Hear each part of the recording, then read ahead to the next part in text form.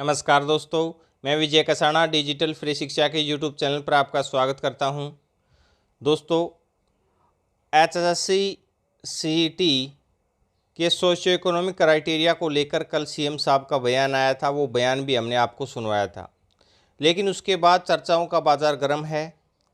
क्या सीईटी में नया मोड़ आ सकता है, क्या रहेगा, और सीईटी मेंस को लेकर जो एचएसएससी है वो क्या रुख अपना सकती है।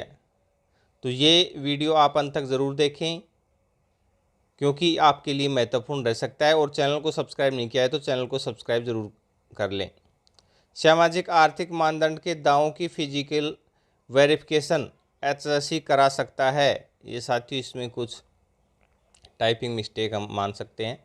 अगर कोई गलत अंक लेगा तो नौकरी भी जाएगी और अगली परीक्षाओं के लिए बाधित भी होगा। अब सीएम साहब को प्रेस कॉन्फ्रेंस में सवाल पूछा गया कि आप सरकारी भर्तियों पर फोकस कर रहे हैं। जनसंवाद में भी किसी ने खड़े होकर बताया कि अच्छी तरीके से भर्ती हो रही है, लेकिन सीईटी में सबसे लास्ट में जो पेच फंसा हुआ है वो ये है कि ग्रुप सी की भर्तियां की प्रक्रिया शुरू हो गई है, मगर जो सोशियो इकोनॉमिक क्राइटेरिया के मानदंड के नंबर थे वे सिर्फ 1.5 लाख लोगों के ही चेक करने हैं, जैसे सिंगल बेंच ने कहा भी है।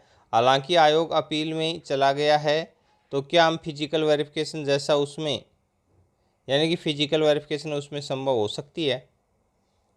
तो साथियों, इसको लेकर सीएम साहब ने कहा है कि देखिए, इसका चेक एंड बैलेंस सिस्टम बन गया है। शायद इसमें बन जाना चाहिए था, शायद इसमें कोई कमी रही होगी। अभी तो जो आपने दावा किया है उसी को मान लेते हैं, और जब वे सेलेक्ट हो जाते हैं उसके बाद डीवी के समय प्रमाण पत्र लेते हैं। अगर उस समय दस्तावेज प्रमाण पत्र देने में सक्षम हो गया तो उसकी नौकरी पक्की है, वरना उसकी नौकरी जाएगी, उसे बाहर भी किया जाएगा और भविष्य की भर्तियों में भी उसका नाम है वो कट हो जाएगा। लेकिन साथियों, अब इस बयान के बाद चर्चाएं हैं कि क्या एचएससी सीईटी की इन भर्तियों में वेरिफिकेशन करवा सकता है। तो साथियों, एक तो वेरिफिकेशन में बहुत लंबा टाइम लगेगा, क्योंकि 1 लाख से ज़्यादा कैंडिडेट की वेरिफिकेशन करनी होगी। और जब वेरिफिकेशन होगी तो फिर जिनमें 4 गुना नहीं है उनकी भी वेरिफिकेशन तो करनी पड़ेगी, क्योंकि नियम तो सबके लिए बराबर है। सोशियो इकोनॉमिक क्राइटेरिया के नंबर तो सभी को दिए जाएंगे, जिसको दिए जाएंगे उसकी वेरिफिकेशन होनी भी ज़रूरी है। क्योंकि अब तक की प्रक्रिया ये थी कि भर्तियों में फाइनल रिजल्ट के बाद जो एचएससी है वो वेरीफाई करती थी।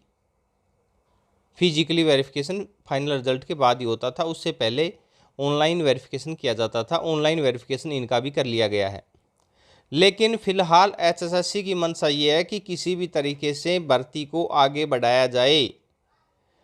एचएसएससी चाहती है कि भर्ती आगे बढ़े, सीईटी मेंस के एग्ज़ाम हो, क्योंकि जब एग्ज़ाम लिए जाएंगे उसके बाद ही आगे का प्रोसेस होगा।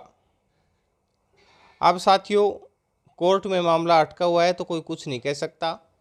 इतना ज़रूर है कि एचएसएससी चाहेगी कि 20 सितंबर को जो ग्रुप 56-57 का मामला है वो भी सॉल्यूशन हो जाए, जिससे कि ग्रुप 56-57 की भर्तियों की प्रक्रिया आगे बढ़ सके और 3 अक्टूबर को सीईटी वाला जो केस ख़त्म हो तो उससे मेंस एग्ज़ाम वगैरह भी लिए जा सकें और बाकी की भर्ती प्रक्रिया पूरी की जा सके। ये फ़िलहाल एचएसएससी की मंशा है, लेकिन अब ये देखना होगा कोर्ट में होता है क्या, वहाँ डिसीजन के बाद ही पता लगेगा। आपकी भर्तियों से रिलेटेड अगर कोई इन्फॉर्मेशन पाना चाहते हैं, फ़िलहाल साथियों इस बयान से ज़्यादा कयास लगाने भी सही नहीं है, क्योंकि एचएसएससी ने कोर्ट में मना कर रखा है कि वेरिफिकेशन अब नहीं हो सकती। आगे क्या होगा, नेक्स्ट सीईटी क्वालिफाई होगा नहीं होगा, वो सब भविष्य की बातें हैं। भविष्य के गर्भ में जो बातें हैं वो अभी उनके ऊपर चर्चा करना भी सही नहीं, क्योंकि पहले तो ये पहले वाली सीईटी की भर्तियाँ पूरी करनी ही एचएसएससी की एक बड़ी जिम्मेदारी है। ये भर्ती पूरी करने के बाद अगले सीईटी के ऊपर कदम रखा जाएगा। वैसे सीईटी 2023 में ही होने वाला है ग्रुप सी भर्तियों का भी, और ग्रुप डी वालों का सीईटी हो ही रहा है 21-22 अक्टूबर को। तो और भर्तियों से रिलेटेड जानकारी के लिए आप चैनल के साथ बने रहें। अपना कीमती समय देने के लिए बहुत बहुत धन्यवाद। मिलते हैं नेक्स्ट वीडियो में।